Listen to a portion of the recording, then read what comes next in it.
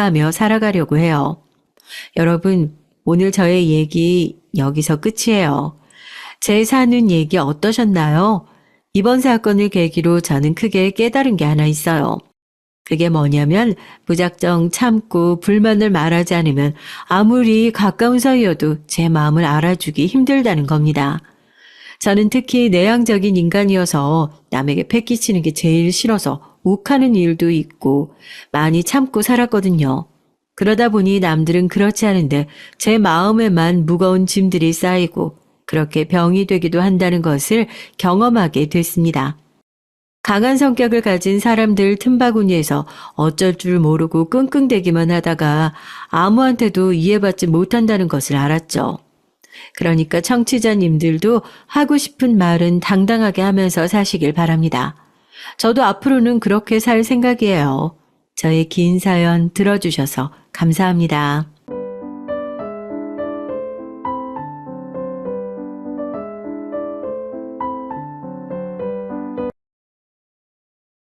안녕하세요. 저는 서울에 사는 40대 초반 여성입니다. 결혼한 지는 이제 8년이 넘어가네요. 현재는 6살 난 딸아이 하나를 키우고 있습니다. 남편과 셋이 함께 살고 있고 말이죠. 저희 가족은 사이가 굉장히 좋은 편입니다.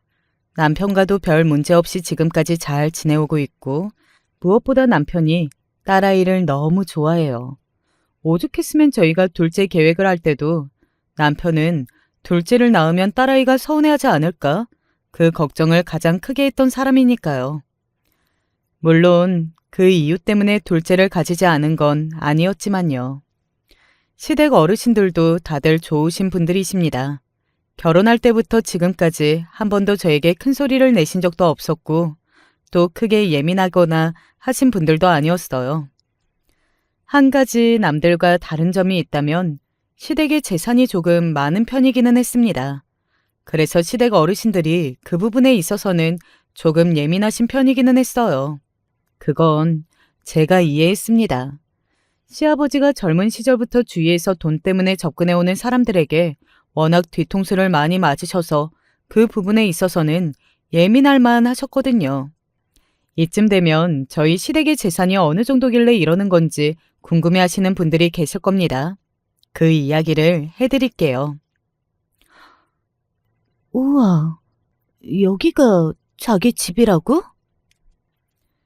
제가 시댁 재산에 대해 처음 알게 된 날은 남편의 집에 인사를 가던 날이었습니다.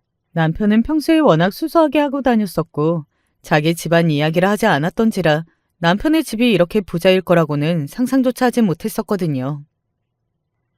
왜? 놀랐어? 자기 보면 정말 이런 집에서 나고 자란 게 안 믿기는데. 그거 내 욕 같은데? 뭐 아예 아닌 건 아니었어요. 정말 어디로 보나 남편이 부잣집 아들 같지는 않았거든요. 그야말로 평범해 보였으니 말이죠. 물론 좋은 대학을 나와 좋은 직장을 다녔지만 그것뿐이었습니다. 저희 집도 꽤 산다는 이야기를 듣는 편이었는데 시댁에다가 명함도 못 내미는 수준이었으니까요. 대대로 땅 부자라고 했습니다. 원래는 땅만 많았고 그 땅들이 비싼 땅들이 아니었는데 시아버지가 젊은 시절에 시댁 땅이 있는 지역이 개발되면서 순식간에 부자가 되었다고요. 그래서 아마 시아버지에게는 더 이상한 사람들이 많이 붙었을 겁니다. 갑자기 그렇게 돈이 많아지면 원래 여기저기서 이상한 사람들이 많이 꼬이잖아요. 아버지가 불신이 조금 있으셔. 그래서 이것저것 캐물어도 너무 기분 나빠하지 마. 자기를 못 믿어서 그런 게 아니라 워낙 젊은 시절부터 사람들한테 사기 많이 당하고 뒤통수도 많이 맞으셔서 그런 거에 조금 예민하신 편이라 그래. 그리고 남편의 그 말이 무슨 뜻인지는 인사를 간 그날 알 수 있기는 했습니다. 시아버지는 처음부터 저를 굉장히 관찰하듯 한 얼굴로 바라보며 신문을 하듯 모든 걸 꼬치꼬치 캐물으셨거든요. 집안은 어떤지, 남편과는 어떻게 만났는지, 그리고 연애는 어떻게 얼마나 했는지, 결혼하고는 일을 할 건지 말 건지, 뭐 부모님은 뭘 하시고 형제 관계 그리고 그 형제들은 뭐 하는 것까지 상세하게 물어보셨습니다. 뭐 기분 나쁠 만한 질문들은 없지는 않았고, 그리고 애초에 사람을 떠보듯 자꾸 관찰하며 하는 질문에 어떻게 기분이 아예 나쁘지 않을 수 있겠어요. 하지만 이미 왜 그러시는지 이야기를 다 듣고 갔었기 때문에 최대한 이해하려 노력했었던 것 같습니다. 그럴 수도 있겠지. 얼마나 상처가 많으셨으면 사람을 이렇게까지 불신하게 되었을까?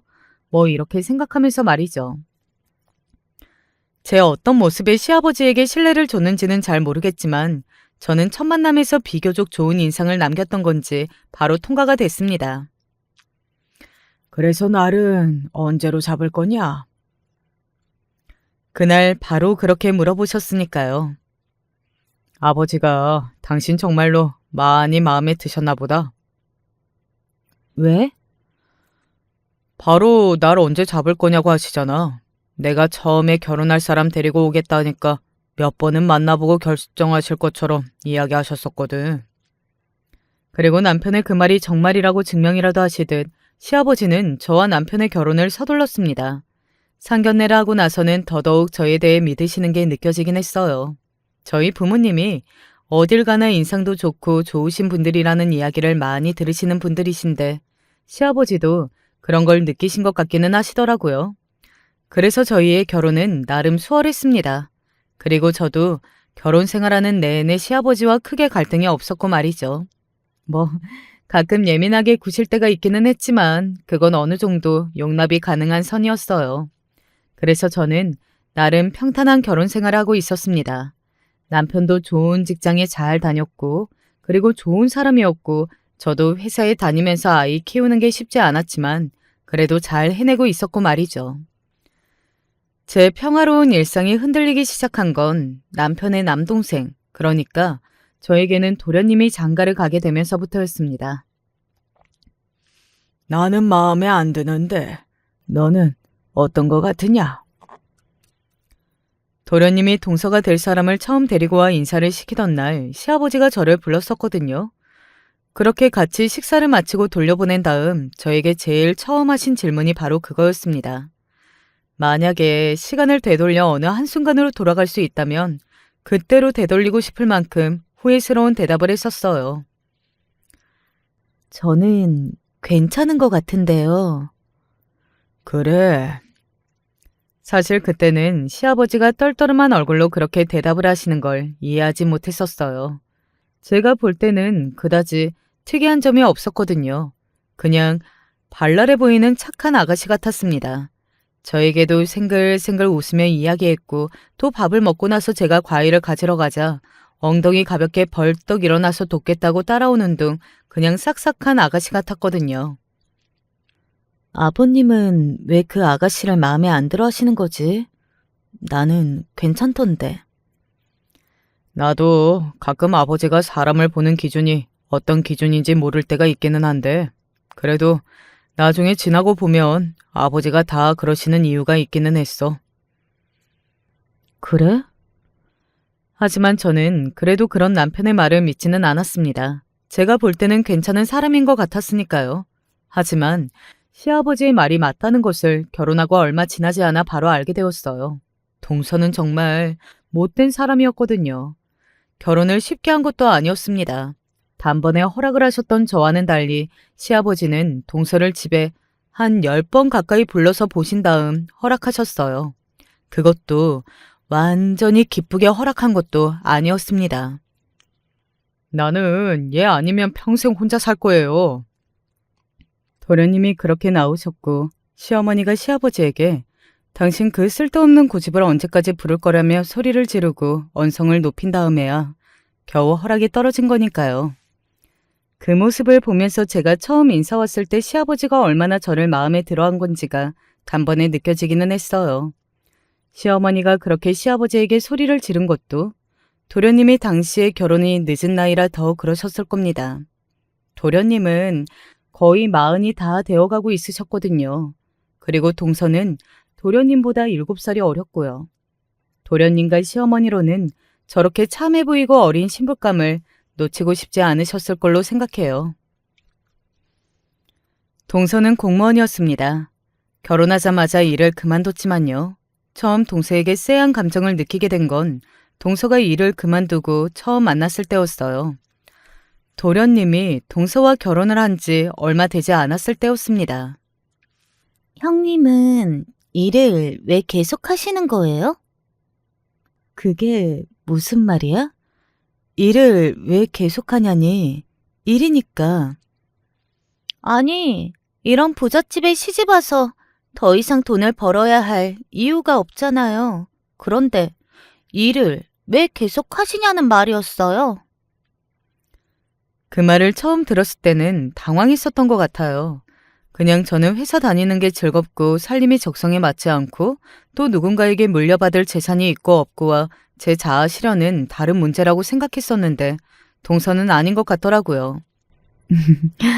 나는 살림이나 집에 가만히 있는 건 적성에 안 맞아서 그냥 뭔가 계속 바쁜 게 좋아.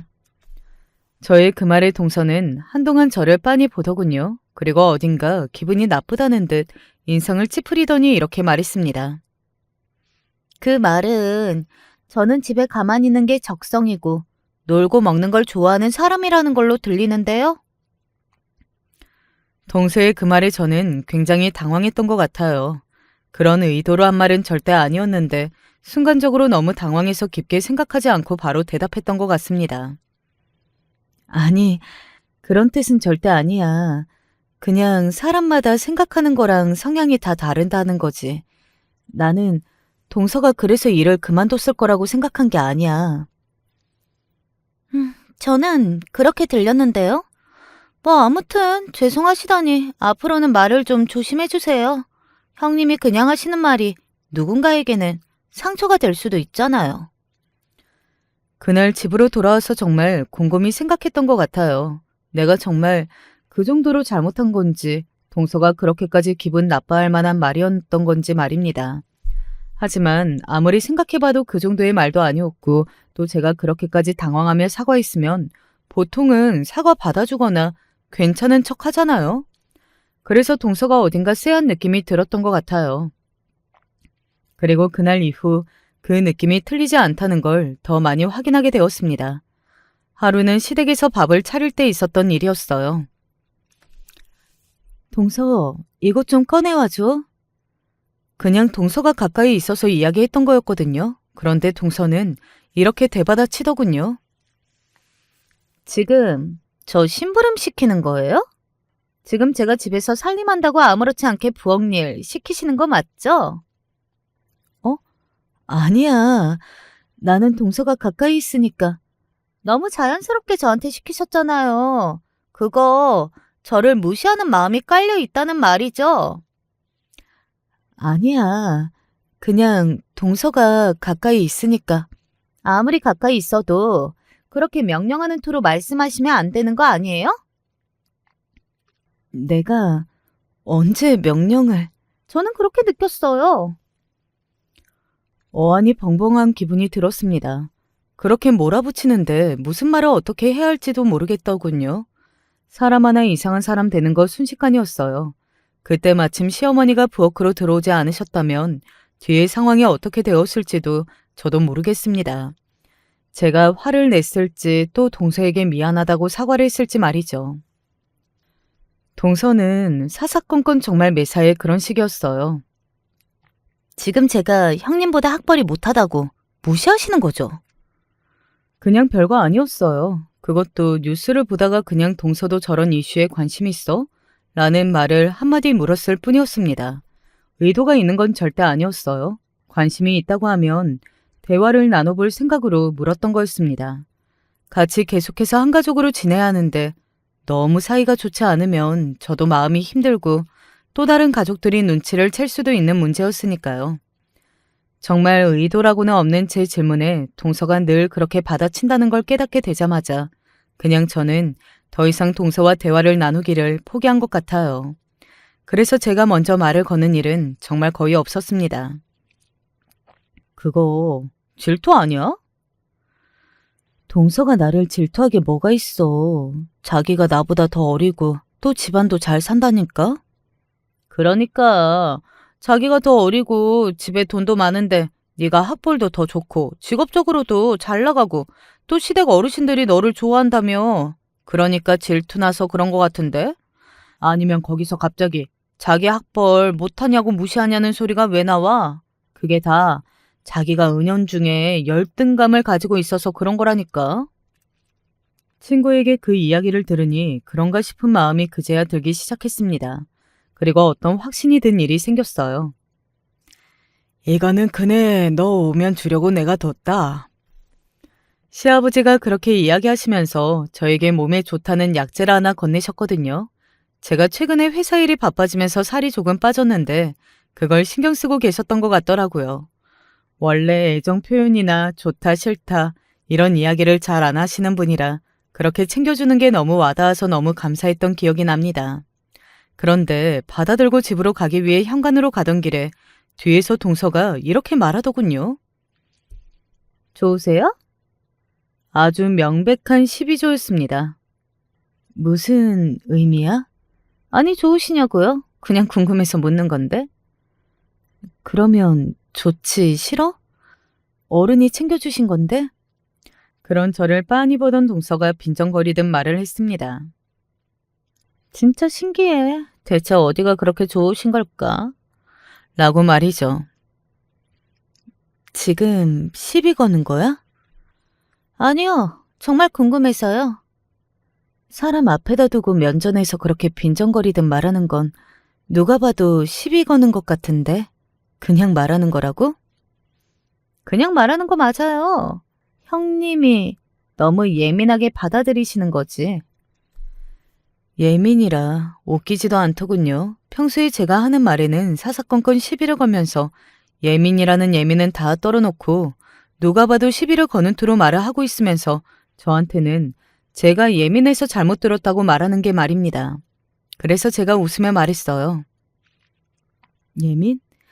예민은 그냥 가까이 있는 물건 집어달라는 말에도 갑자기 무시하냐는 반응을 하는 동서 같은 사람이 떠는 게 예민이지. 뭐라고요? 맞잖아. 다른 건 몰라도 동서가 나한테 예민하니 어쩌니 하면 안 되는 거 아니야? 그렇게 말하고서는 돌아섰습니다. 동서는 자기가 해놓은 짓들이 있어서 그런 건지는 몰라도 더 이상 그날은 시비를 걸지 않더군요. 그런데 집으로 돌아와서 생각하면 할수록 화가 차오르더군요. 자기가 저한테 한 짓은 하나도 생각하지 않고 저한테 예민하다뇨? 그때 생각했습니다. 이왕 이렇게 된 거 그냥 나도 동서의 감정이나 기분 같은 거 생각하지 말고 그냥 주는 대로 대받아 치자고 말이죠. 그날 이후로는 그냥 총성 없는 전쟁터나 마찬가지였어요. 오늘 왜 늦었어? 저도 제 일이 있어요. 저는 매일 놀고 먹는 줄 아세요? 놀고 먹든 아니든 약속한 시간에는 와야지. 왜 사람이 약속을 안 지켜? 그거 조금 늦었다고 지금 이러시는 거예요? 조금? 1시간이 동서한테는 조금인가 봐. 그러면 나도 이제부터는 1시간쯤은 늦어도 되겠네? 동서는 저를 빤히 노려보더군요. 원래는 늘 미안하니 괜찮니 하거나 아니면 시끄러워지는 게 싫어서 늘 피하기만 했던 제가 본격적으로 대받아치기 시작하니 자신도 감당이 안 되기는 했을 겁니다. 동서는 말싸움으로는 저를 이길 수 없었거든요. 아마 속으로는 굉장히 씩씩거리며 이제나 저제나 저에게 한 방 먹일 생각만 하고 있었을 겁니다. 그러던 어느 날이었어요. 이제 재산 정리를 좀 할까 싶다. 시아버지가 그런 말을 하시더군요. 사실 저는 굉장히 빨리 하신다고 생각하기는 했습니다. 시아버지는 앞서 이야기했다시피 돈과 관련해서는 굉장히 민감하게 구실 때가 많았고 그 부분에 있어서는 자식이라고 예외가 될 수는 없었거든요. 그리고 시아버지의 그 말씀에 동서의 눈이 순간 번뜩이는 걸 저는 봤습니다. 사실 동서는 본인도 본인의 집안도 나름 괜찮았어요. 잘 사는 축에 속했습니다. 그런데 노골적으로 재산에 대한 탐욕이 심해 보인다 느꼈던 적이 많아요. 예전에 저에게 한 번은 이런 말을 했던 적도 있었습니다. 그 시대 사람처럼 첫째라고 재산을 더 물려받아야 한다. 뭐 그런 생각을 하시는 건 아니죠? 그냥 아버님이 주시는 대로 받을 건데? 만약에 아버님이 맞으라고 더 주시면 더 받으시겠다는 이야기예요? 아버님 돈인데 더 주고 싶은 사람 더 주는 게 당연한 거 아니야? 동서와 제가 사이가 좋았다면, 동서가 저에게 잘했다면 저도 그렇게 띠껍게 대받아치지는 않았을 겁니다. 하지만 저는 동서에게 친절하거나 좋은 사람이 될 생각이 정말 하나도 없어요. 그런 사람에게 말이죠. 그러면 더 받으시겠다는 말이네요? 왜? 아버님이 우리를 더 주실 것 같아? 아니, 혹시 그러면 물어보는 거잖아요. 그걸 뭘 벌써 이렇게 예민하게 파들거리면서 이야기하는 거야? 주신다는 말도 안 했는데? 제가 언제 파들거렸어요? 그 누구보다 예민하게 파들거리면서 반응하고 있으면서 잡아떼더군요. 아무튼 저는 그때부터 동서가 제일 예민하게 구는 게 바로 재산 문제라는 것을 알고 있었습니다. 그리고 시아버지가 재산 정리를 한다고 선언하고 나서는 정말 시댁의 문턱이 닳도록 시댁을 드나든다고 하더군요. 하루는 가서 하루 종일 집안일을 하고 하루는 반찬을 해서 들고 가기도 하고 말이죠. 참 애쓴다고 생각했던 것 같아요. 뭐 여기까지만 했다면 제가 이곳에 사연을 보내는 일은 일어나지 않았을 겁니다. 이곳에 사연을 보내게 된 가장 결정적인 계기가 되었던 사건이 하나 있어요. 바로 시아버지의 생신날이 있었던 일입니다. 동서와 저는 대화를 거의 나누지 않았었는데 시아버지 생신을 며칠 앞둔 어느 날 저에게 전화가 왔었어요. 동서가 나한테 전화를 다 하고 무슨 일이야? 아니, 별건 아니고 아버님 생신 선물 뭘로 하실 건가 해서요. 그 속이 뻔히 보이는 질문이기는 했습니다. 그간 시아버지의 생신이 없었던 것도 아니고 그냥 각자 알아서 준비를 늘 해왔었는데 갑자기 떠보듯 그런 질문을 한다는 게 말이죠. 그것도 평생 가야 저에게 먼저 전화하는 법이 없던 동서가 말입니다. 그걸 왜 물어? 아니, 너무 차이 나면 조금 그러니까 대충 맞추려고요.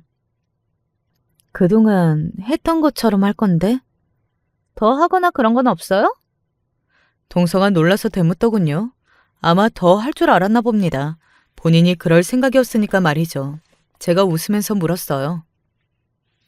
왜 더 하는데? 특별한 생신도 아니고.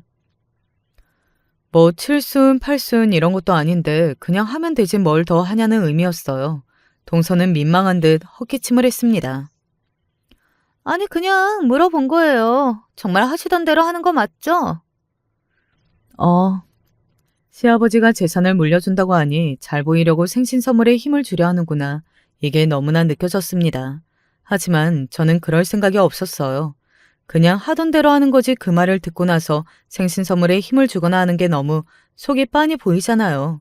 그래서 그냥 그전 생신에 했던 것처럼 준비했던 것 같습니다. 그리고 시아버지의 생신날이 밝았어요. 아버님, 어머님, 둘째 며느리 왔어요. 동서는 들어오면서부터 어딘가 의기양양해 보이기는 했습니다. 그리고 동서의 손에 들린 종이 가방을 본 순간 그 의기양양함이 어디서 오는 건지 단박에 알 수 있었습니다. 우와, 재수씨 돈 많이 썼겠네. 남편이 그렇게 이야기하며 고개를 젓더군요. 동서의 손에 들린 건 고가의 시계 쇼핑백이었어요.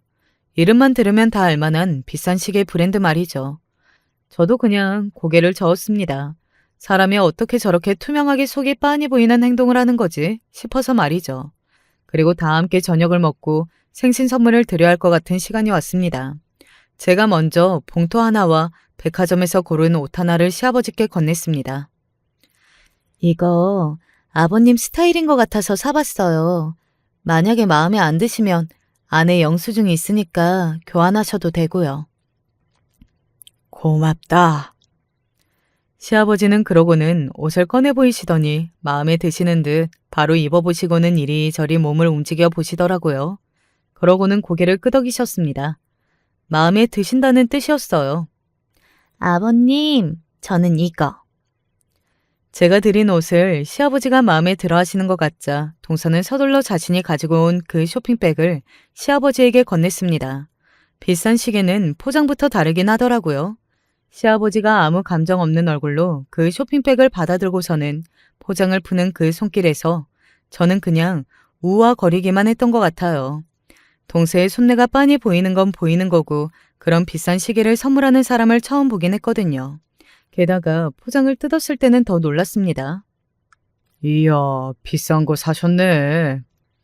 딱 봐도 비싸 보이기는 했지만 남편의 그 말을 들으니 더 궁금해지긴 하더라고요. 그래서 조용히 물었어요. 얼만데? 저거 5천만 원쯤 할걸?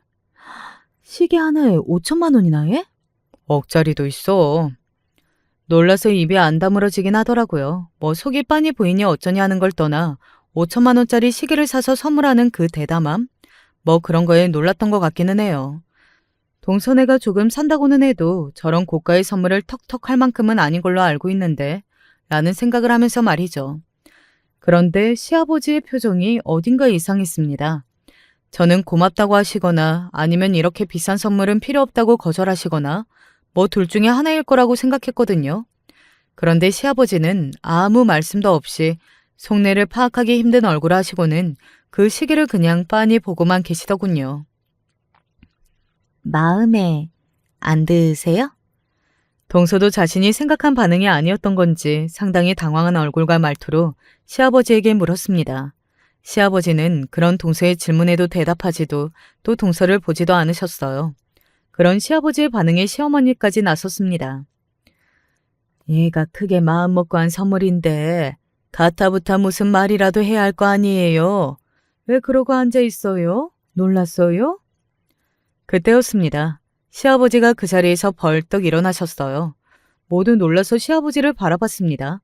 그러고는 여전히 속내를 알 수 없는 얼굴로 저벅저벅 일어나 창고 쪽으로 가셨어요. 도대체 무슨 생각이신지 모르겠더라고요. 다들 당황해서 아무 말도 행동도 하지 못하고 있는 사이 시아버지가 창고에서 나오셨습니다. 그리고 시아버지 손에 들려있는 것을 보고 다들 깜짝 놀랐어요. 바로 망치였거든요. 시아버지는 그 길로 바로 동서가 준 시계 앞으로 와 망치로 사정없이 그 시계를 내려쳤습니다. 저는 너무 놀라서 입만 쩍 하고 벌리고 있었어요. 아버지! 당신 지금 미쳤어요? 그런 시아버지의 행동을 본 도련님과 시어머니가 소리를 질렀고 저와 남편은 입을 쩍 하고 벌린 채 앉아 있었어요. 그리고 저는 순간적으로 동서의 표정을 살폈습니다. 그리고 굉장히 의외의 얼굴을 한 동서를 봤어요. 사실 그런 순간이라면 굉장히 놀라거나 아니면 시아버지의 그런 모습에 충격을 받는다든지 자신을 이렇게 미워하나 싶어서 운다든지 아무튼 일반적으로 생각할 수 있는 모습이 있잖아요.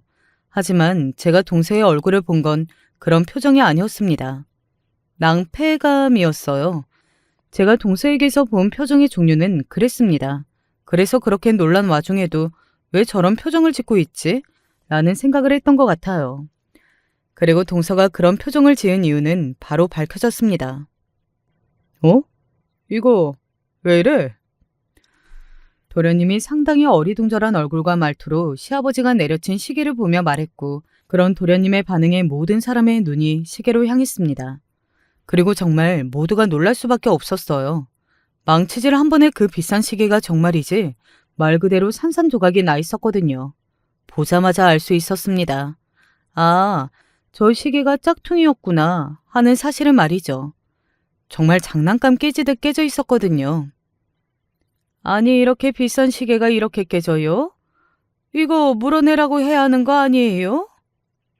오직 시어머니만이 그 시계가 짝퉁이라는 생각은 감히 상상조차 하지 못하는 듯 보였습니다.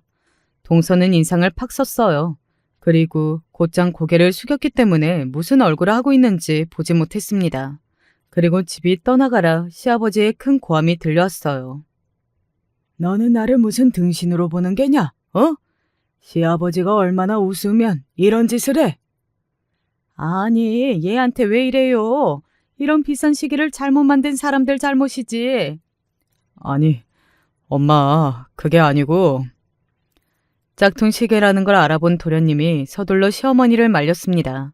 그런 자기 아들을 보고도 시어머니는 영문을 모르겠다는 듯 눈만 멀뚱거렸어요. 그리고 동서는 이내 고개를 돌렸습니다. 눈에는 눈물이 한가득 맺혀 있더군요. 물론 진심일 리 없다고 속으로 생각했죠. 저도 정말로 몰랐어요. 저도 사기당한 거예요. 제가 알았으면 아버님께 어떻게 짝퉁을 선물로 드릴 수가 있었겠어요? 시어머니는 그제야 그 시계가 짝퉁인 줄 알았다는 듯 놀란 얼굴로 시계를 내려다봤습니다. 그리고 시아버지는 엄청나게 무서운 얼굴로 동서를 뚫어져라 바라봤어요. 자기, 이거 백화점에서 산 거 아니야? 도련님이 당황해서 동서에게 물었고 동서는 입술을 한번 깨물고서는 말을 이어갔어요. 그게 진품을 누가 조금 더 저렴하게 판다고 해서. 이 비싼 시계를 그 말을 믿고 샀다는 말이야? 얼마?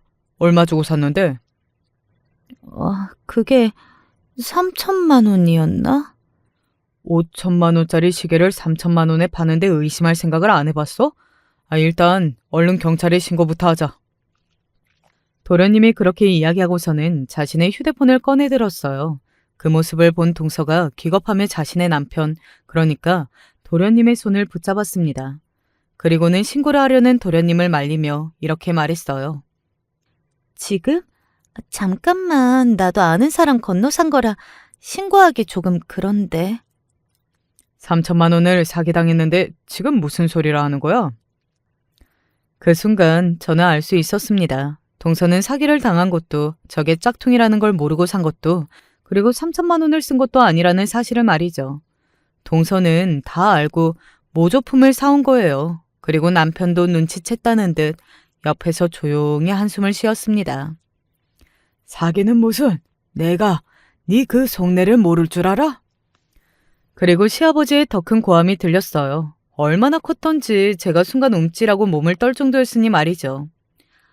아니에요. 정말이에요. 믿어주세요, 아버님. 이게 내가 말을 안 하니까 정말로 하나도 모르는 늙은이인 줄 아나 보지? 그렇게 소리를 지른 시아버지 입에서 나오는 그 다음 말들은 동서가 어떤 사람인지 알고 있던 저에게도 굉장히 충격으로 다가왔어요. 저는 물론이고 남편 그리고 도련님과 시어머니 모두를 충격으로 빠뜨린 시아버지의 이야기가 시작되었습니다. 네가 돈 때문에 우리 집에 시집 온 거 내가 모를 줄 알았냐? 그게 무슨 소리세요? 억울해요. 이건 제가 사기를. 사기 좋아하네. 그럼 당장 신고해. 당장. 아니, 그게. 시아버지가 그런 동서를 가만 보더니 자신의 휴대폰을 들어 어딘가로 전화를 거는 듯 했습니다. 그리고서는 동서를 빤히 보며 말했어요. 네가 못하면 내가 해주마. 그 신고. 안 돼요. 시아버지의 말에 동서가 시아버지의 휴대폰을 빼서 통화 종료를 눌렀습니다. 순간 그 집에 있던 모두의 표정이 싸해졌어요. 사기가 아니라 동서가 다 알고서 일부러 한 일이라는 걸 그제야 다들 알았던 거겠죠. 당신 제정신이야? 아버님한테는 잘 보이고 싶은데 나는 돈이 그만큼 없으니까 일부러 그런 건 절대 아니야. 나도 어쩌다 보니. 그걸 지금 말이라고 해? 동서는 이제 자신이 일부러 짝퉁을 산 건 맞지만 나쁜 의도는 없었다는 식으로 말을 하더군요. 뭐 저도 그건 용서받지 못할 만큼 엄청난 죄라는 생각은 하지 않았어요. 물론 시아버지의 생신에 짝퉁 시계를 사준 건 잘못이지만 한순간의 잘못된 선택일지언정 죽을 죄는 아니기는 하잖아요. 내가 이야기하지 않았니? 네가 왜 우리 집에 시집 왔는지 내가 다 알았다고. 아니, 그게 무슨 말씀이세요? 이 사람을 사랑하니까 결혼했죠. 그래요, 아버지. 물론 짝퉁 시계를 사다 드린 건 이 사람 잘못이 맞기는 하지만 그래도 이거 하나 가지고 그런 말씀을 하시는 건 하는데 시아버지가 망치로 한 번 더 시계를 내리쳤습니다.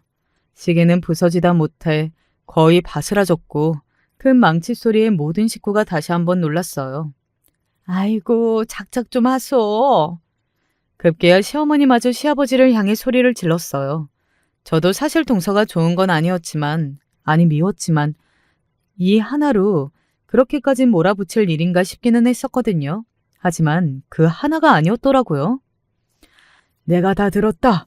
너 얘가 우리 집 둘째인 거 알고 우리 집안까지 다 알아보고 일부러 접근한 거라고. 순간 동서는 표정이 굳었습니다. 그리고 도련님은 웃었어요. 에이, 아버지, 그게 무슨 소리세요? 이 사람 우리 집에 처음 인사 온 날 제가 부잣집 아들인 거 처음 알았는데. 이 바보 등신 머저리 같은 놈, 제가 동네방네에 나 부잣집 아들 꼬실 거라고 하고 다니고 네 이름을 말하고 다녔단다. 그리고 너희 부모님도 어디 심부름센터에서 고용한 거라고? 네? 그 말에 일동 경악했습니다. 심부름센터라뇨? 제가 너무 놀라서 동서를 바라봤어요. 동서는 고개를 숙이고 있어서 무슨 생각을 하는 건지, 무슨 표정을 짓고 있는 건지 하나도 알 수가 없었습니다. 니들 둘 결혼 사진 보고 누가 그러더라. 저거 자기도 아는 얼굴이라고. 시아버지가 그렇게 이야기하시며 동서를 저거라고 칭하셨어요. 사실 시아버지가 동서를 뭐라고 부르든 말았든 저희 식구들은 다 동서의 부모님이 심부름센터에서 고용된 사람이었다는 시아버지의 말에 충격을 받아 이미 멍한 상태였습니다. 자기야, 이게 정말이야? 심부름센터라니? 아니지? 아닌 거지? 도련님이 어버버한 말투로 동서에게 물었고 동서는 여전히 아무 말도 하지 못한 채 고개를 숙이고 있었습니다. 계속해서 시아버지의 말이 이어졌어요. 얼마 전에 나갔던 모임에서 네 결혼사진 보여줬더니 누가 저거 보고 아는 얼굴이라더라. 그러면서 며느리 어떻게 보게 됐냐고 꼬치꼬치 묻길래 왜 그러냐 싶었더니 자기네도 저거한테 사기 결혼 당할 뻔했다고 영 찝찝해서 뒷조사 안 해봤으면 자기네도 몰랐을 거라고. 학벌부터 부모까지 뭐 하나 맞는 게 없다고. 너 공무원이었다는 것도 거짓말이라며 그 전에 사기치려던 집안에다가는 간호사라고 했다면서? 자기야, 무슨 말이라도 조금 해봐. 도련님은 여전히 믿을 수 없다는 듯, 아니 믿기지 않는다는 듯 동서를 보며 말했습니다. 이게 다 무슨 소리냐? 아가, 네가 말을 좀 해봐. 그리고 그건 시어머니도 마찬가지인 듯 싶었고요. 한참을 그렇게 두 사람이 어르고 달래고 나니 고개를 떨구고 있던 동서가 고개를 들더군요. 눈에는 눈물이 맺혀 있었습니다. 사실 저는 그 눈물도 하나도 믿을 수 없기는 했어요. 심부름센터에서 부모님까지 가짜로 고용해서 사기 결혼한 사람이 거짓으로 눈물을 흘리는 것쯤이야 정말 아무렇지 않게 할 수 있는 일이었을 테니까요. 제가 고졸에 가난하고 부모님도 안 계시고 가진 것도 아무것도 없어서 그랬어요. 이런 제 조건을 보면 보나마나 반대하실 게 뻔하니까 저는 이 사람을 너무 사랑하고 결혼하고 싶은데 그러려면 그 길밖에는 없다고 생각했습니다. 정말 죄송해요. 잘못된 행동이라는 거, 죄라는 거 너무 잘 알고 있었지만 그래도 이 길밖에는 없다고 생각했어요. 동서의 그 말에 도련님은 그 짧은 사이에도 눈이 흔들렸어요. 결혼한 지 얼마 되지도 않기도 했으니 아직 동서에 대한 마음이 컸을 겁니다. 그리고 바로 옆에서 지켜봐온 도련님은 동서를 굉장히 많이 사랑하는 것 같았고요. 사기 결혼으로 부모까지 고용한 애가 하는 말을 지금 나더러 믿으라는 게냐? 그리고 우리 집이 처음도 아니고. 믿지 않으셔도 그건 제 업보니 어쩔 수 없지만 그리고 이혼하라고 하시면 그것도 제 업보니 어쩔 수 없지만 그래도 돈만 보고 그런 건 절대 아닙니다. 저는 이 사람 정말로 많이 사랑했어요. 그래서 그렇게까지 한 거였고요. 동서는 그렇게 말하고서는 자리에서 벌떡 일어났습니다. 그리고는 도련님을 보며 말했어요. 여보, 미안해. 하지만 내 진심만큼은 믿어줬으면 좋겠어. 어머님, 아버님, 그리고 형님, 아주버님 다 죄송합니다. 집안에 무리를 끼친 점은 정말 깊게 사죄드릴게요. 동서는 그렇게 이야기하고서는 고개를 푹 숙여 인사를 하고 그대로 집을 나갔습니다. 저는 속으로 생각했던 것 같아요. 정말 고단수다 하고 말이죠. 사실 저는 동서의 그 말을 하나도 믿지 않았습니다. 그건 시아버지도 남편도 그런 듯 했고 말이죠. 하지만 시어머니는 긴가민가 하시는 얼굴을 하더라고요. 그것만 보고도 동서가 정말 고단수라고 생각했지만 정말 넘어간 도련님을 보고서는 아, 동서가 노린 게 이거였구나 싶더라고요. 저 사람한테는 아픈 상처가 되는 일일 수도 있는데 이렇게 굳이 가족들 다 있는 곳에서 이런 식으로 밝히셔야 했어요? 작정하시고 시계까지 부숴가면서? 너 지금 저 말을 믿는 거냐? 너 그렇게 멍청해? 아버지보다 제가 더 저 사람 오래 봤어요. 알아도 제가 더 잘 알아요. 알아서 그래서 여태 저거 거짓말한 것도 몰랐어? 그거랑 이거는 다르죠. 저 사람의 감정은 정말이었어요. 이 멍청한 놈. 아버지가 이러시면 그냥 저희 둘이 알아서 잘 살겠습니다. 저는 재산도 필요 없고 다 필요 없어요. 도련님은 그렇게 소리를 지르더니 집을 뛰쳐나갔습니다. 남은 저와 남편 그리고 시댁 어르신들이 다 멍한 얼굴로 그 자리에 앉아 있었어요. 정말 무슨 드라마나 영화 속 한 장면을 보는 것 같은 일들이 휘리릭 하고 지나간 느낌이더라고요. 그날은 그렇게 모두가 멍한 채 그렇게 마무리되었습니다. 그 이후로 제가 동서를 본 일은 없어요. 동서는 더 이상 시댁에 올 수도 없었으니까요. 그리고 도련님과도 한동안은 연락이 끊어졌습니다. 집으로 오지도 않고 전화를 걸어오지도 않았으니까요. 시아버지는 정말로 연을 끊은 사람처럼 도련님 언급을 아예 하지 않으셨어요. 마치 처음부터 없던 사람처럼 말입니다. 시어머니만 중간에서 굉장히 애타하시는 게 너무 안타까웠어요. 시어머니에게는 같은 귀한 아들이잖아요. 그러니 얼마나 이 상황이 애가 타실지는 말을 듣지 않아도 알 수 있었습니다. 그리고 충분히 이해도 되었고 말이죠. 하지만 생각보다 상황은 빨리 종료가 되었어요. 네, 이럴 줄 알았다. 무슨 일인데요? 하실 이야기가 있다고 저희를 불러 모은 날 또다시 충격적인 이야기를 듣게 되었습니다. 사실 저는 동서가 그렇게까지 할 거라고는 생각하지 못했거든요. 악착같이 도련님에게 붙어 있을 거라고 생각했습니다. 하지만 그런 제 예상이 아주 보기 좋게 빗나갔더라고요. 다 들고 뒤어댄다. 에? 그게 무슨 소리예요? 사건의 내용은 이랬습니다. 처음에 동서는 도련님이 그래도 어느 정도 물려받은 재산이 있는 줄 알고는 도련님만 있으면 된다는 생각으로 그렇게 연기를 한 것 같더라고요. 하지만 도련님은 물려받은 재산이 거의 없었습니다. 아니, 도련님뿐 아니라 저희도 없기는 했어요. 시아버지가 그때까지 재산은 하나도 주시지 않으셨거든요. 지금 생각해보면 천만다행한 일이라고 생각합니다. 아무튼 도련님의 마음을 붙잡는 데에 성공한 동서는 도련님에게 다시 신뢰를 얻은 뒤에 정말로 재산이 없는지, 없다면 도련님이 모아둔 재산은 어느 정도인지 뭐 그런 걸 파악한 모양이더라고요. 그리고 본인이 조금 겪어봐서 알겠지만 저희 시아버지는 한 번 아닌 건 눈에 흙이 들어와도 아니신 분이시거든요. 그래서 알았을 겁니다. 자신이 이 집 며느리로 있는 한 도련님이 재산을 받을 일은 없을 것이고 그러면 자신이 목표했던 것도 다 물거품이 된다는 것을 말이죠. 돈에 그렇게 환장해서 간도 크게 그런 사기 행각까지 벌인 사람이라면 그 돈이 없어진 도련님은 더 이상 동서에게 매력적인 사람이 되진 못했겠죠. 당연히 새 먹잇감을 찾게 되었을 거고 말입니다. 그렇게 얼마간 동서와 둘이 집안과의 연을 끊고 살아왔던 도련님이 시아버지를 찾아와 동서가 도망갔다고 그러더랍니다. 아버지가 맞았다면서 말이죠. 어느 날 집에 돌아왔더니 아무도 없더랍니다.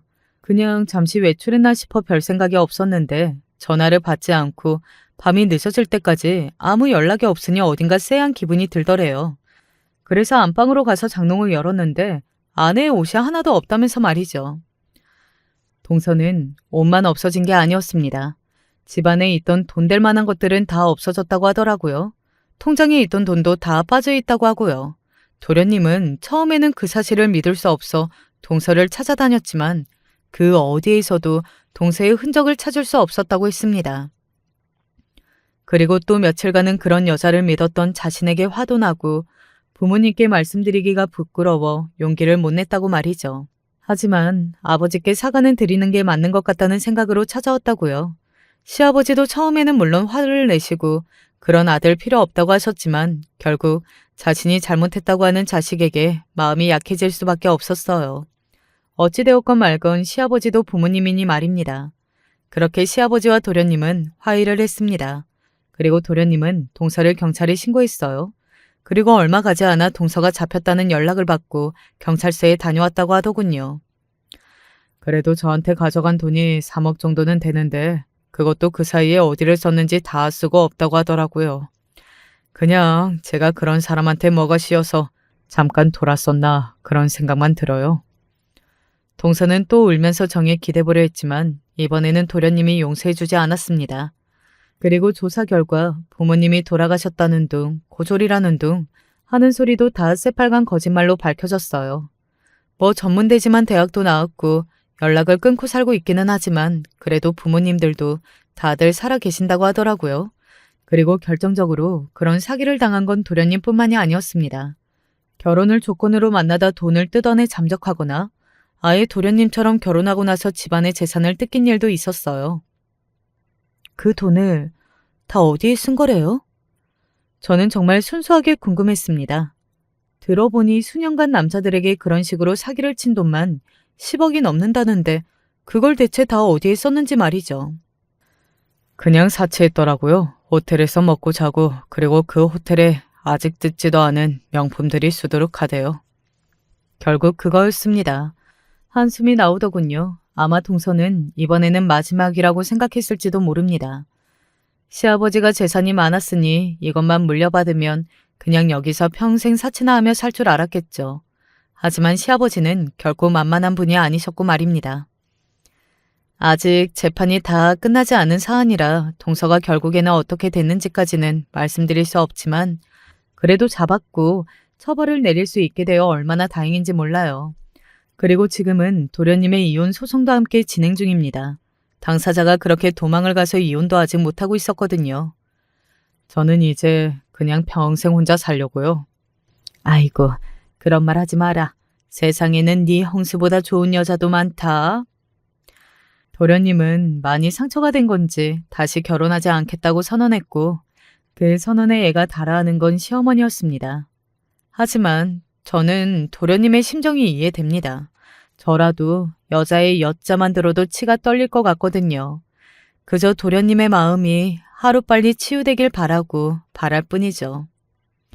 오늘 제 이야기는 여기까지입니다.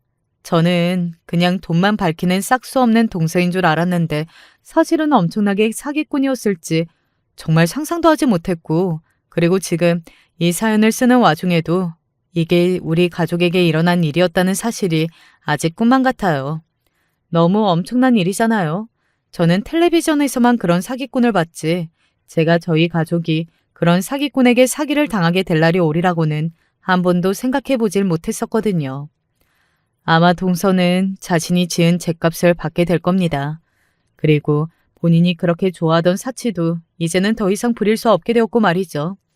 재판 때 한번 저도 나가볼까 해요. 어떤 얼굴을 하고 있을지 그냥 궁금해서 말이죠. 그리고 저를 보면 어떤 표정을 지을지도 말입니다. 이제 정말 사연을 줄여야 할 것 같네요. 세상에는 정말 별의별 사람들이 다 있는 것 같아요. 그리고 호시탐탐 어떻게 하면 남을 벗겨먹을지 노리는 사람도 많은 것 같고요. 그런 사람들에게 당하지 않으려면 정신을 바짝 차리고 살아야 하는 것 같습니다. 아니면 당하는 건 정말이지 순식간일 테니까요. 긴 이야기 들어주셔서 감사합니다. 어떻게 들으셨는지 모르겠지만 제 이야기가 누군가에게는 도움이나 재밌는 이야기가 되었으면 하네요. 그러면 이만 줄이겠습니다. 늘 건강하시고 행복하세요. 안녕하세요. 부모 자식 간의 관계를 일컬어 천륜이라는 표현을 쓰는데요. 인간으로서는 거스를 수 없는 부모 자식 관계와 해야 할 도리라는 뜻입니다. 하지만 때때로 이러한 관계들은 파탄나기도 하는데요. 저는 40대 중반의 주부입니다. 20대 중반에 결혼을 해서 지금까지 남들이 평생 가도 겪을까 말까 한 기구한 삶을 살아온 것 같습니다. 그래도 이제는 가정이 어느 정도 자리를 잡아서 평범한 삶을 보내고 있다고 생각했는데 최근에 또 고민거리가 생겨서 이렇게 하소연을 해봅니다. 제 이야기를 듣는 여러분께 많은 의견을 구하고 싶습니다. 저는 대학에서 법학을 전공했습니다. 하지만 특별히 그 공부가 하고 싶었던 것은 아니었고 대학이라도 나와야 사회에서 먹고 살 직장이라도 구할 수 있었던 시절이었기 때문에 대학에 가려고 하니 선택할 과가 많지 않아 법학을 전공한 것이었어요. 원래 공부를 잘하는 편이 아니었기 때문에 사법고시나 법 관련 직종은 전혀 생각하고 있지도 않았지만 그래도 대학 생활은 참 재미있게 했던 것 같아요. 모든 학생일 때가 가장 즐거운 법이잖아요. 문제는 대학을 졸업하고 난 이후였어요. 지방 4년제 출신으로 이렇다 할 만한 직장을 찾기가 쉽지 않았죠. 정말 뭘 해야 제 앞날이 행복할 수 있을까만 고민하고 지냈던 것 같아요. 그때 때마침 지금의 남편을 만나게 됐어요. 친구의 소개로 만나게 되었죠. 남편은 그저 그 또래에서 흔히 볼 수 있는 평범한 남자였어요. 그야말로 특색이란 걸 찾아볼 수가 없었다고 해도 과언이 아닐 정도였습니다. 같이 있어도 날 위해 노력하고 있다거나 하는 그런 느낌은 못 받았어요. 하지만 또 그때까지 만나본 모든 남자들이 대부분 그런 식이었어요. 요즘같이 커뮤니티가 발달한 시절에야 연애도 무슨 표본이나 정해진 태도가 있는 것처럼 말하지만 그때는 그저 그렇고 그랬던 것 같아요. 한마디로 남자들이 좀 심심하고 점잖았죠. 하지만 사실 저는 좀 유머가 많은 남자를 좋아하는 편이었어요. 센스 있고 요즘 말로 하면 다정한 그런 사람이요. 남편은 그런대로 듬직하고 남자다운 면이 있긴 했지만 제 이상형과는 거리가 좀 있었죠. 그런데 남편의 집안이 좀 잘 살았어요. 자기 집안 이야기는 잘 안 하는 편이라 처음에는 그냥 좀 사나보다 했는데 알고 보니 아버지가 공장을 하나 운영하는 정도의 재력가였어요. 그 사실을 알고 나니 그간 제가 해왔던 고민을 해결해 줄 수 있는 사람이 바로 이 남자겠구나 하는 확신이 들었습니다. 조금 속물이라고 하실 수도 있겠지만 저는 결혼을 현실이라 생각하는 사람이었고 적어도 제 아이만큼은 풍족한 환경에서 기르고 싶었거든요. 그런데 마침 남편 집안에서도 결혼을 빨리 하기를 바라는 눈치였어요. 그러다 보니 이제 제 쪽에서 안달이 났습니다. 그 흔한 여우짓 같은 것도 할 줄 모르는 성격이었으니 그저 남편한테 지극정성으로 어필했어요. 남편이 아프면 옆에서 간호도 해주고 선물도 가끔씩 해주고 일부러 미래에 대한 이야기도 많이 했죠. 다행히 남편도 뭔가를 복잡하게 생각하는 성격은 아니어서 그런지 우리는 비교적 이른 나이에 결혼을 했습니다. 결혼 과정에서 제일 속상했던 것은 혼수였어요. 저희 집 형편이 그렇게 넉넉하지가 않아서 많은 혼수를 해가지는 못했거든요. 그나마 제가 아락바락 모아둔 돈이 있어서 간신히 체면치레는 했지만 부잣집 혼수치고는 턱도 없었어요. 지금 생각해보면 시부모님 모시고 사는데 특별히 혼수를 많이 따지지 않아도 되었지만 그때는 그게 참 서럽고 기가 죽었어요. 무엇보다도 시어머님이 대놓고 눈치를 주시더라고요. 실망했다는 티를 팍팍 내시면서 수준이 안 맞는다는 그런 말들로요. 시어머님은 사람이 그렇게 인자한 편은 아니었어요. 항상 꾹 다문 입술에 나른한 표정으로 계셨죠. 좋게 표현하자니 이런 거지만 그냥 단순하게 인상을 말하면 이런 표현은 좀 그렇지만 좀 인정머리 없는 아줌마 같은 느낌이에요. 어디 모임을 가거나 친구분들을 만나면 꼭 대장질을 하려는 그런 분이었죠. 덕분에 시어머님과 있으면 비위를 맞춰 드리랴 항상 피곤했어요. 결혼을 하자마자 남편은 아버님 공장에 나가 일종의 후계자 수업을 받기 시작했어요. 그런데 시어머님은 갑자기 무슨 생각에선지 본인도 회사 돌아가는 걸 알아야겠다며 회사에 나가 참견을 하기 시작했어요. 처음에는 그냥 회사에 들러 재무 관련한 것을 확인만 하셨다가 어느 순간부터 몇 시간씩 눌러앉아 격리일을 보기 시작했다고 해요. 직원들 월급 주고 하는 실질적인 일은 격리 아가씨를 시키고요. 그쯤에서 시어머님이 그런 책들을 잔뜩 보시기는 했어요. 그렇게 아침나절에 시어머니가 회사에 나가기 시작하면서 저는 그나마 좀 숨통이 튀었습니다. 시어머니와 함께 있으면 제 신세가 한심하다 싶을 정도로 시집살이를 시켰거든요. 물론 시집 오기 전에는 제가 특별히 가사 일을 안 해봐서 집안일 가르치겠다는 그 말씀은 맞는데 그렇다고 시어머니께서 무슨 요리나 그런 걸 되게 잘하시고 그런 편도 아니었어요. 일을 가르친다기보다는 그냥 옆에 놓고 물 떠놓으라는 심부름을 시키고 부려먹는 수준이었으니 지금 와서 생각해보면 못 사는 집안에서 시집 왔다고 저를 좀 아래로 보시는 경향이었던 것 같아요. 속이 상해도 아예 틀린 말은 아니니 당시 많은 며느리들이 그랬던 것처럼 저도 참고 살았답니다. 남편이 회사에서 좀 자리를 잡을 때까지만 참으면 앞으로 좋은 날이 더 많을 거라고 생각했죠. 하지만 저도 참다 못 참을 사건이 하나 있긴 했었습니다. 저희 시어머님은 유독 청결에 집착하셨는데 먼지가 조금이라도 쌓여있는 꼴을 보지 못했어요. 그런 시어머님의 특성을 너무 잘 아는지라 독서를 피하기 위해 저는 닦은 곳을 또 닦으며 열심히 걸레질을 했죠. 그런데 그날은 유독 기분이 안 좋은 날이셨는지 갑자기 절 부르셔선 앞뒷말 다 잘라먹고 버럭 소리를 지르시는 거였어요. 얘야, 너 네 눈엔 이 더러운 먼지들이 안 보이니? 네? 먼지요? 시어머님이 직접 서랍장에서 쓸어내린 먼지는 정말 아주 미세한 먼지였어요. 사람이 사는 공간이라면 나올 수밖에 없는 그런 먼지 있잖아요. 허나 시어머니는 자신이 기관지가 안 좋은 걸 알면서도 제가 청소를 소홀히 한다는 말부터 시작해서 저를 아주 막대먹은 사람으로 몰아가더라고요. 제가 그런 게 아니라고 딴에 열심히 한다고 했는데 아무래도 그 부분에 먼지가 묻은 것 같다고 우물쭈물거리자 시어머님은 시덥잖은 변명을 듣기 싫다고 하시더니 다시 청소를 시키셨습니다. 정말 그때 다시 서랍장을 청소하는데 마음 같아선 서랍장을 부수어버리고 싶을 정도로 분노가 치밀어 오르더라고요. 본인은 손 하나 까딱하지 않고 며느리인 저를 하녀처럼 부려먹으시며 고맙단 말 한마디 없이 버럭거리는 태도가 너무 아나무인처럼 느껴졌어요. 아무리 며느리가 아랫사람이어도 그렇지 함부로 대하는 것에도 정도가 있지. 정말 이래서 시집살이 하는구나 하는 생각에 그날은 처음으로 친정의 전화에 하소연을 하며 눈물을 찔끔 흘리기도 했습니다. 남편은 어땠냐고요? 남편은 일절 관심이 없었어요. 일단 시아버님 일을 배우는데 급급했고 그것도 벅찬지 집에 돌아오면 피곤해서 골아떨어지기 일쑤였어요. 제게 어머니와 잘 지내냐, 어머니가 힘들게 하는 건 없냐 물어봐주는 것도 당연히 없었고요. 교양 있는 자기 어머니가 어련히 알아서 하겠지 하는 식의 태도였습니다.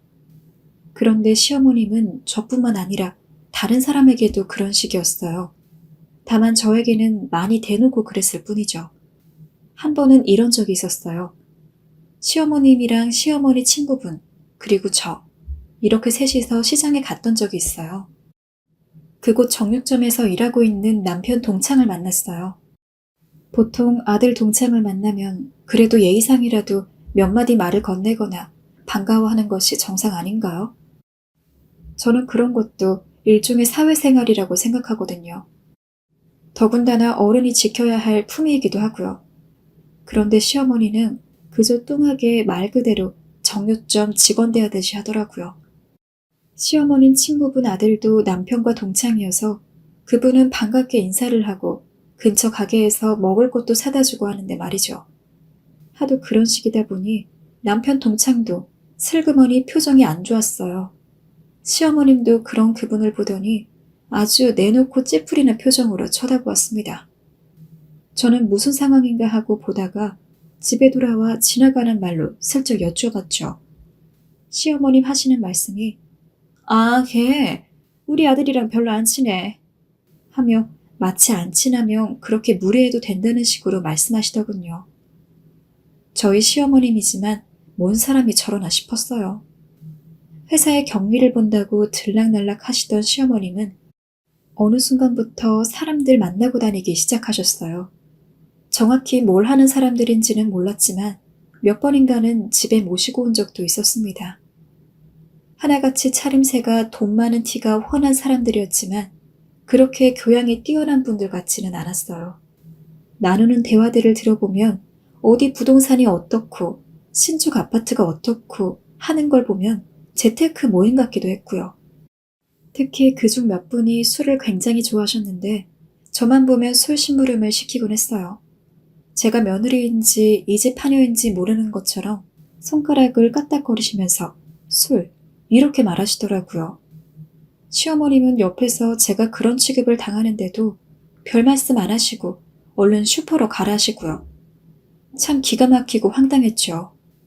그러던 어느 날은 제가 집안일을 하느라 조금 바쁜 와중이었는데 그분이 절 보더니 또 심부름을 시키러 드시는 거예요. 이번엔 저도 못 참겠다 싶어 바빠서 못 나간다는 식으로 얘기를 했죠.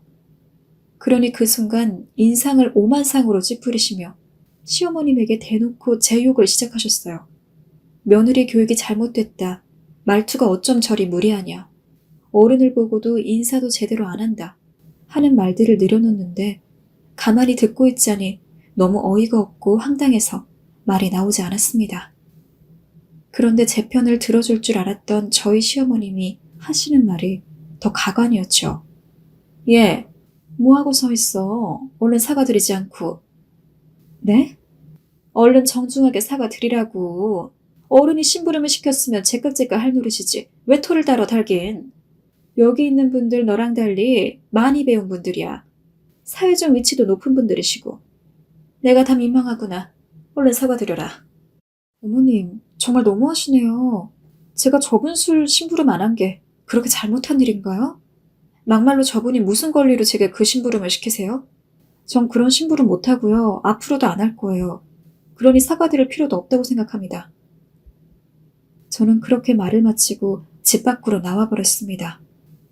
날은 저물어가고 밖은 차가워지는데 외투를 얇게 입고 와서 그런지 추위가 뼈 안으로 스며드는 기분이었어요.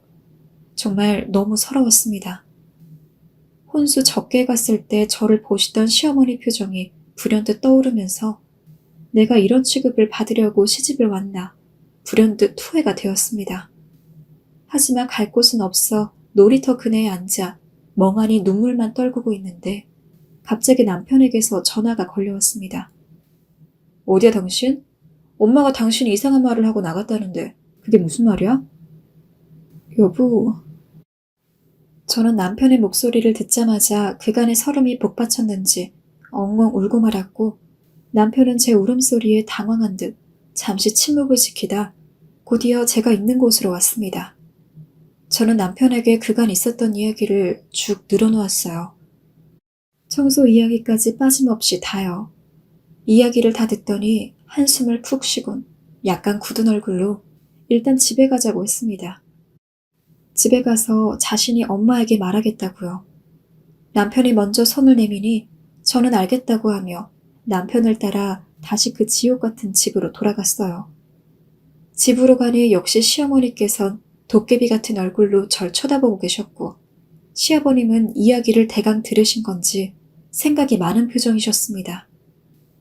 저는 그 사이에서 아까의 분노는 온데간데 없이 죄 지은 사람처럼 멀뚱히 서 있었는데 그때 시아버님이 절 방으로 부르셨어요. 시아버님과는 필요한 대화 외엔 당시 많은 말을 하지 않았던 터라 갑작스런 호출이 조금은 당황스럽기도 하고 무섭기도 했습니다. 하지만 한편으론 시아버님을 통해서라도 진짜 할 말은 해야겠다 싶기도 했습니다. 그런데 시아버님은 뜻밖의 말을 꺼내셨습니다. 아가야, 네 시애미가 성격이 많이 모질다. 그거 너도 알지? 아마 이것저것 괜히 트집 잡아 시키고 부려먹었을 거야. 내가 그거 제일로 잘할 거다.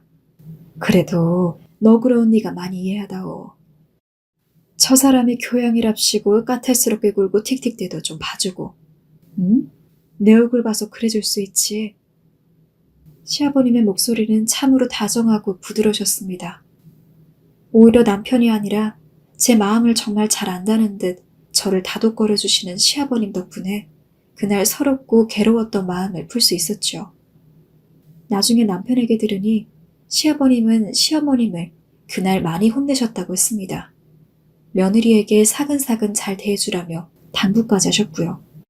아무튼 이 사건 이후 제 편을 들어주신 시아버님 덕분에 그날 이후론 시어머니의 잔소리와 괜한 타박이 눈에 띄게 줄어들었고 저도 조금은 숨을 쉬고 사는 것 같았죠. 그 와중에 시어머님은 우리 집에는 내가 없으면 안 된다는 소리를 입버릇처럼 주워 삼기곤 했습니다. 남편 말을 들어보니 예전에는 아버님 회사 일에는 전혀 관여하지 않던 분이었는데 남편이 회사를 물려받는 게 확실해지면서부터 그러기 시작하셨다고 합니다. 시아버님은 워낙 똑부러지는 분이시고 직접 회사를 일궈내다시피 한 분이라 별 참견을 못하지만 남편이 일을 하고 있으면 뭘 하는지 물어보면서 지켜본다고 하더라고요. 그 말을 듣고 생각해보니 남편이 회사를 물려받더라도 시어머니께서 이런저런 간섭을 하려고 그러시는 것 같았어요. 저는 시어머님이 차라리 하루 종일 회사에 계셨으면 좋겠지만 오후엔 집에 꼭 들어오셨으니 스트레스가 이만저만이 아니었어요. 물론 예전에 비해서야 많이 잔소리하는 게 줄어드셨지만 손짓 턱짓으로 사람을 부리고 가만히 계셔도 제가 알아서 할 일을 점검했으니까요.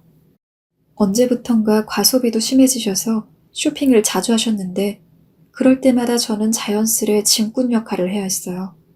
사회생활 하신다는 핑계로 몇백만 원씩 하는 외투도 잘 사 입으셨고 저렴한 옷을 보면 어디 저런 걸 입고 돌아다니냐는 발언도 서슴지 않으셨어요. 따라다니는 저한테는 평범한 티셔츠 하나 사 입어볼래 라는 말씀도 없었습니다. 너는 아직 이런 거 입을 나이가 아니라는 말씀을 종종 하셨죠. 그때 저는 한창 젊을 때여서 그런 사모님 티 풀풀 나는 옷들을 별로 부럽지도 않았지만 그렇게 비싼 옷을 입고 하시는 일이래야 그저 부동산이 어쩌고 아파트가 어쩌고 하던 그분들과 어울리는 일밖에 없었어요. 제가 봐도 답답한데 결국 시아버님이 그런 모습을 보다 못하셨는지 어머님께 한마디 하시는 사건이 터졌어요. 다 같이 둘러앉아 저녁 밥상을 먹고 있었을 때였습니다. 시아버님은 원래 밥을 먹기 전 국부터 한술 뜨시는 분인데 그날은 국도 뜨지 않으시고 시어머님만을 가만히 지켜보고 계시더군요. 시어머님은 천진난만한 얼굴로 오징어채를 우물거리며 왜 먹지 않고 날 보고 있냐고 물으시니 시아버님은 숟가락을 탁 내려놓으시곤 버럭 소리를 지르셨어요. 당신 도대체 뭐하고 다니는 여편네야? 요즘 골프다 뭐다 하면서 왜 안 하는 짓을 하고 다녀? 회사에 나와 뭘 하려면 하든지 아니면 차라리 돈이나 쓰고 다니든지 둘 중에 하나만 해. 날아오는 고함 소리에 어머님도 화가 나셨는지 부들부들 떨다 반박을 하셨어요. 내가 여태 집안을 돌봐서 당신 일도 잘 되고 집안도 잘 돌아간 건데 이제 며느리가 들어왔으니 내 하고 싶은 것 좀 하고 살면 안 되는 거예요? 쟤는 없는 집에서 시집와서 지금까지는 앞으로나 뭐 하는 것도 없이 편하게 살 건데 나는 여태껏 뼈가 빠지게 고생해놓고도 보상 한 푼 없다는 게 말이 돼요? 보상? 아니 내가 바깥일 하면 당신이 집안일하고 애 키우는 거지. 당신만 이랬어? 나도 힘들게 일해서 이만큼 회사를 군 거야. 저는 어머님의 말이 참 황당했습니다. 본인 말씀만 하시면 되지. 가만히 있는 저는 이유 없이 왜 걸고 넘어지는지. 그런데 더 황당한 말은 뒤이어 이어졌습니다. 회사에서 버는 돈만 돈이에요? 내가 여윳돈을 굴려서 큰 돈을 만들 테니 두고 봐요. 아주 당신 코 납작하게 만들어줄 테니까. 얘들아, 니네도 잘 보거라. 내가 돈을 어떻게 불려오는지. 제가 듣기에는 어림도 없는 소리였죠. 평소에 진지하게 재무 공부를 하시는 것도 아니고 끼케야 말만 시끄러운 사람들하고 어울리시는 게 단데 무슨 수로 돈을 벌 수 있다고 하시는 건지. 당시에야 저도 세상 경험이 많은 편은 아니었지만 어머님과 어울리는 사람들처럼 말만 많은 사람들은 대개 사기꾼 아니면 호구라는 것 정도는 알고 있었죠. 그리고 이게 저만의 생각은 아니었죠. 시아버님도 듣다가 기가 막히다는 듯 진저리가 나신 표정으로 방에 들어가 버리셨고 저는 중간에서 두 분의 눈치를 보다 조용히 설거지를 해야 했습니다. 그로부터 1년여간 시부모님들은 다툼이 잦았어요. 내용을 다 알 수는 없었지만 어느 순간부터 시어머님이 은행권으로부터 돈을 끌어다 쓰기 시작했나 봐요. 시아버님은 몇 번이나 추궁을 했지만 시어머님은 고집스레 입을 열지 않았어요. 그저 하는 말이라고는 예의 그 무슨 투자니 어쩌니 하는 소리뿐이었죠. 그러던 어느 날부턴가 시어머님으로부터 이상한 눈치가 느껴졌습니다. 어딘지 모르게 불안해하는 모습을 자주 보이시고 무슨 일 때문인지 몹시 애를 쓰는 눈치였어요. 그리고 누군가와 긴 시간 동안 자주 통화를 하시더군요.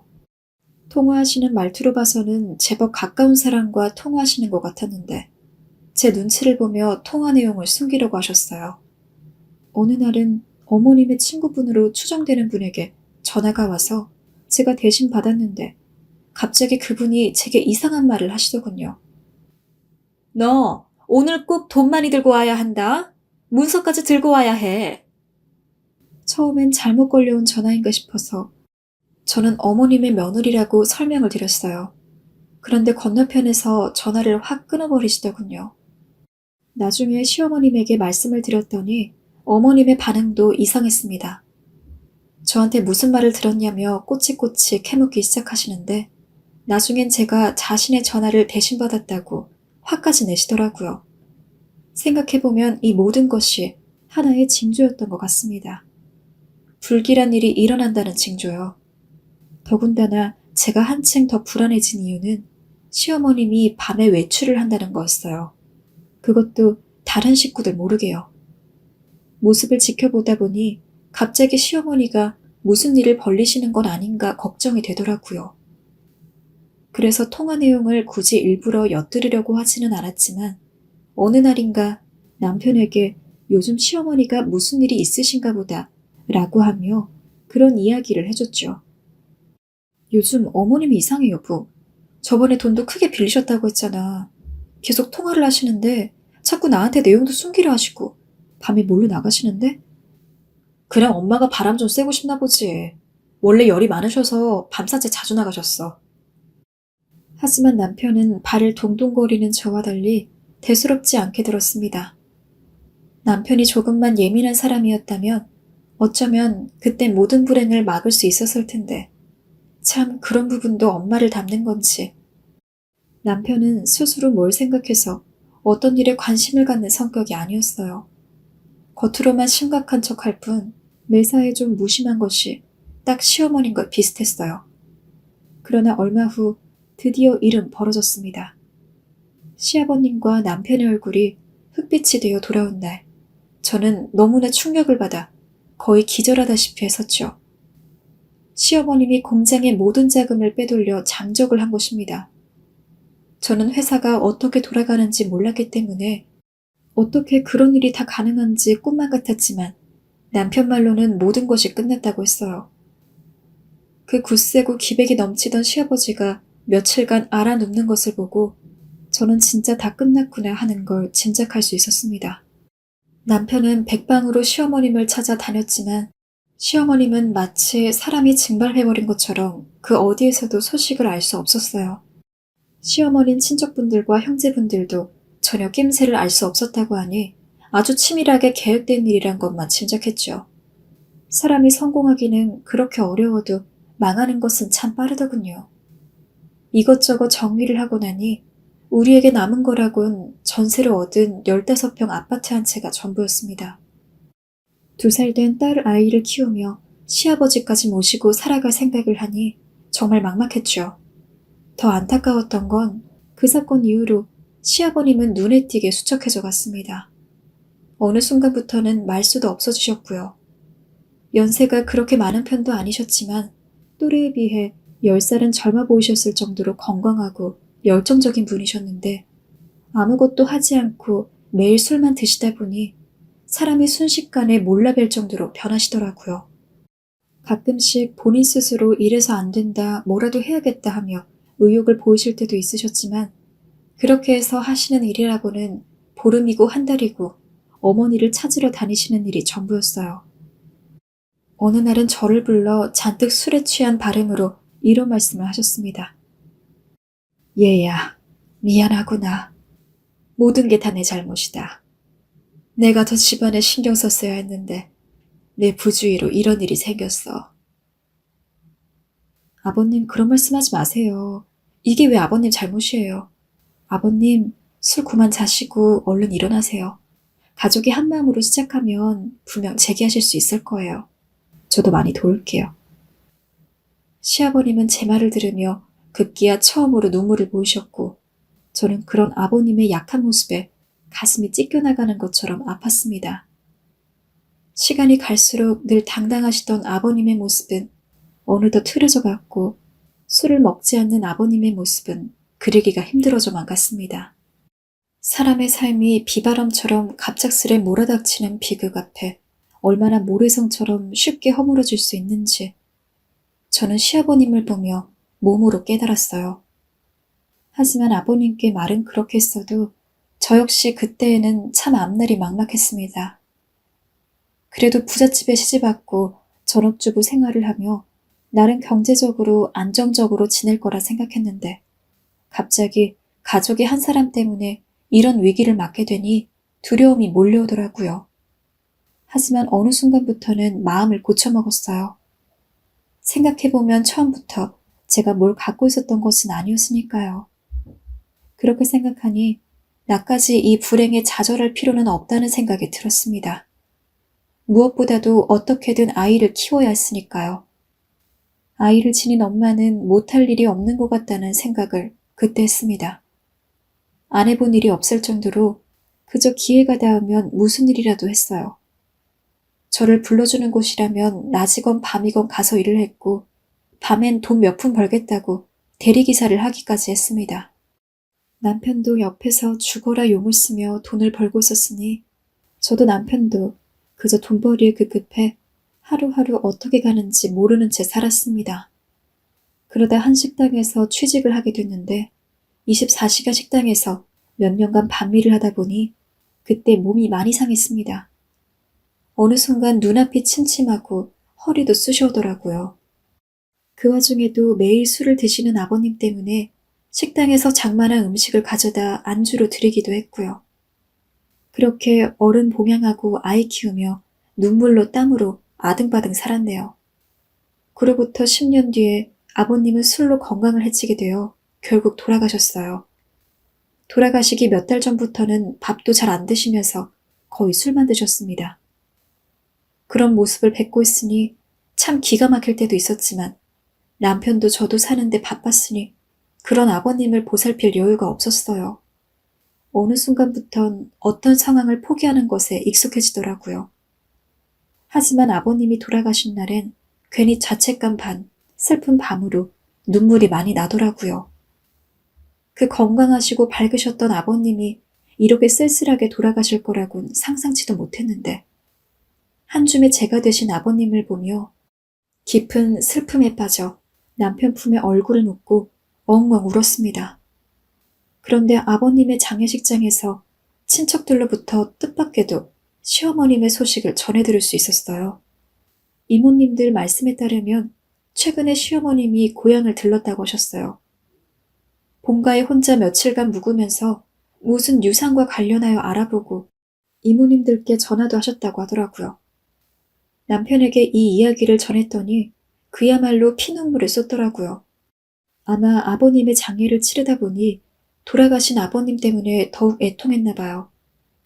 장례식을 마치고 우리는 서둘러 어머님의 고향으로 내려갔어요.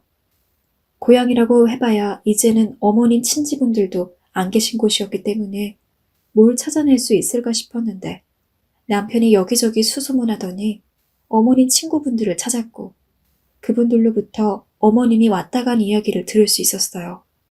그분들에 의하면 어머님 고향에 약장수 떴다방 같은 사람들이 온 적이 있는데 어머님이 그 무리와 함께 이곳에 왔었다고 해요.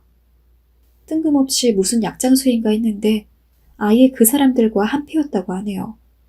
대체 어떻게 된 영문인지 궁금해 더 알아보려 했지만 그 이상의 소식은 들을 수 없었어요.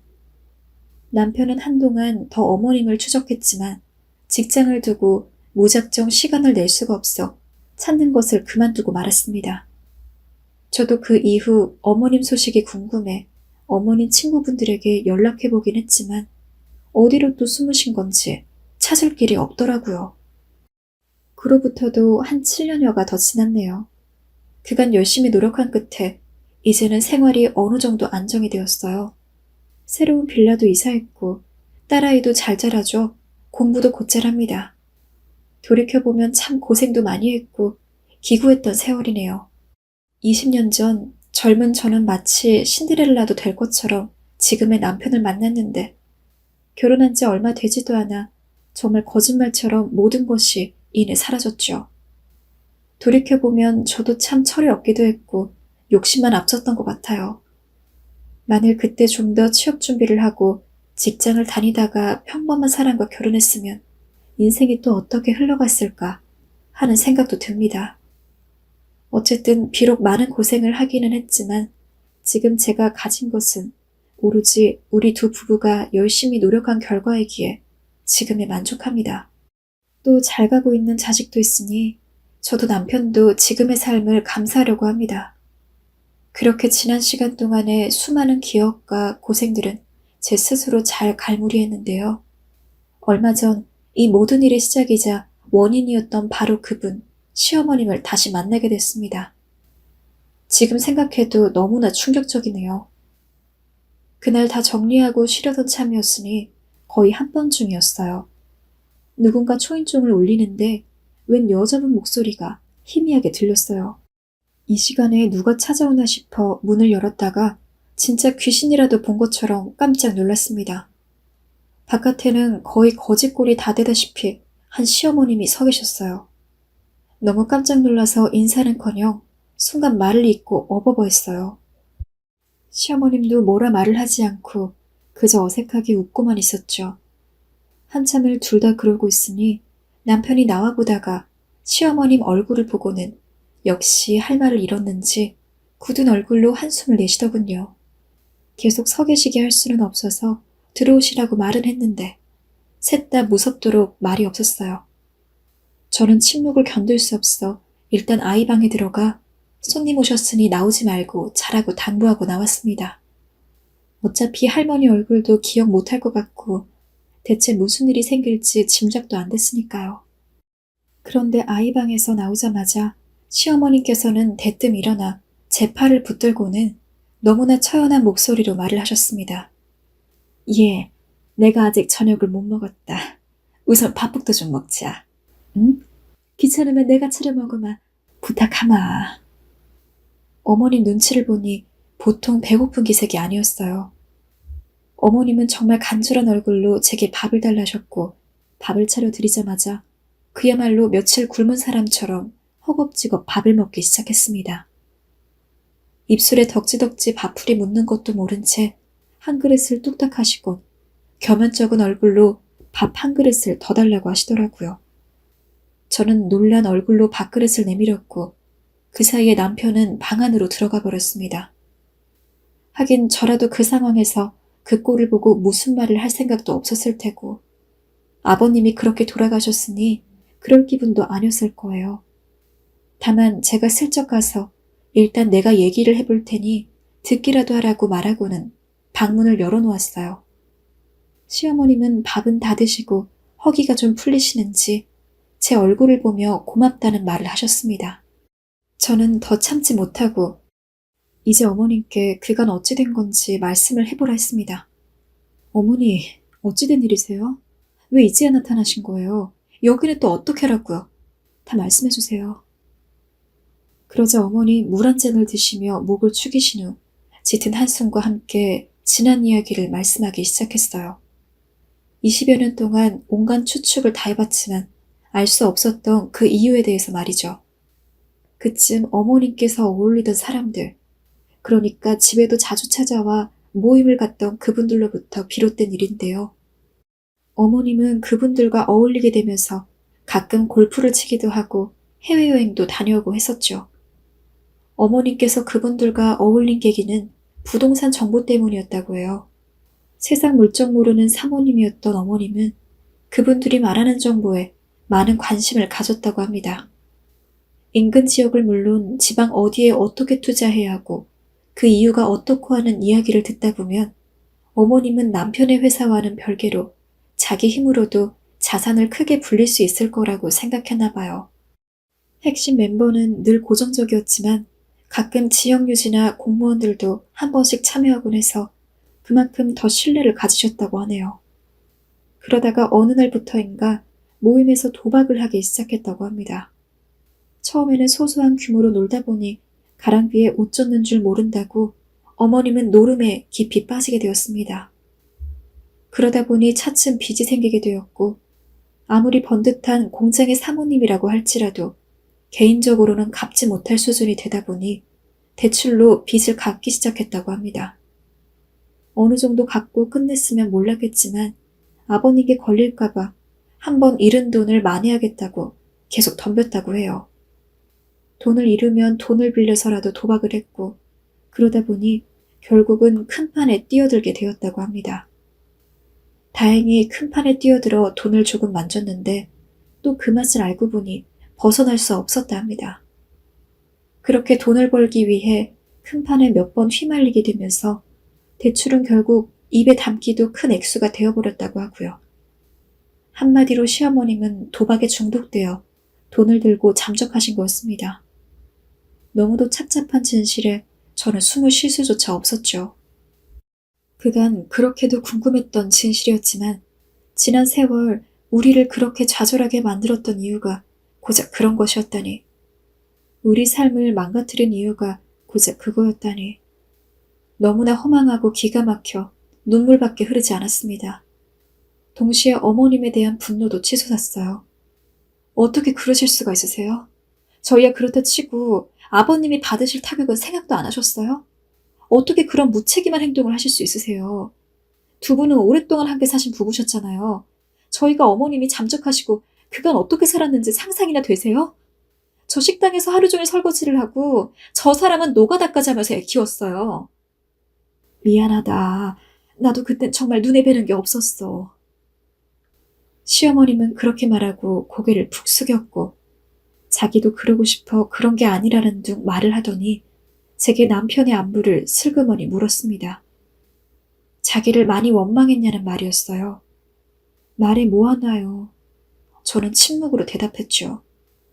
용서받지 못할 짓을 하셨으니 그에 따른 대가를 치르는 거라고요. 하지만 밥을 드시면 가실 줄 알았던 시어머니는 이야기를 마치고도 한참이나 가지 않으시고 자리에 앉아 계셨습니다. 할 말이 더 남았다는 걸 알아챈 제가 시어머님을 보니 시어머님은 힘겹게 입술을 떼셨습니다. 실은 오랫동안 길거리를 전전해서 그런지 몸이 너무 아프고 갈 데도 없구나. 이런 부탁 니들한테 하면 안 되는 거 알지만 날 데리고 같이 살 순 없겠니? 내가 정말 끔찍한 일을 저질렀고 용서받지 못할 짓을 한 것도 잘 안단다. 너무 미안하구나. 근데 날이 추워서. 어머님은 잠시 말을 잇지 못했고 친척분에게 너희 집을 물어온 것도 며칠을 고민하다 어렵게 찾아온 거라고 더듬더듬 말하셨습니다. 하지만 어머님의 말이 끝나자마자 그 순간 이 모든 얘기를 잠자코 듣고 있던 남편이 방에서 나왔고 남편은 단호하게 말했습니다. 식사 다 하셨으면 이제 가세요. 밥 한 끼 드시라고 아내 모신 겁니다. 더는 아무 말도 하지 마세요. 시어머님은 고개를 돌려 다른 편을 잠시 바라보시더니 이내 집을 나섰습니다. 저는 배웅하는 척을 하며 제 연락처를 알려드렸어요. 다른 것보다 어머님의 행색을 보니 순간적으로 그럴 수밖에 없었어요. 혹시 밥도 못 드시고 다니다가 큰일이 날까봐 두렵기도 했고요. 사실 며칠 전엔 어머님을 만나 겨울용 옷을 한번 사드리고 약간의 용돈을 드리고 왔네요. 그리고 일단은 좀 천천히 생각해보자고만 말씀을 드렸어요. 어머님은 마지막까지 절 붙잡으시며 제발 함께 살면 안 되냐고 애걸복걸 하시는데 정말 뿌리치기가 힘들었습니다. 저 역시 마음 같아서는 다시는 뵙고 싶지 않은 분인데 이 추운 날씨에 뭘 어쩌고 지내실지를 생각하면 또 마음이 안 그렇네요. 그냥 모른 척을 하는 게 나았을까요? 남편의 입장이 워낙 단호해서 함께 모시고 살기는 어려울 것 같습니다. 지금 제 마음 같아서는 그래도 어떤 식으로든 정착을 하실 때까지 뭐라도 해드려야 하는 게 아닌가 하여 마음이 복잡하네요. 여러분들이라면 어떻게 하시겠어요? 부디 현명한 조언 댓글로 많이 부탁드립니다. 지금까지 이야기 들어주셔서 너무 감사합니다.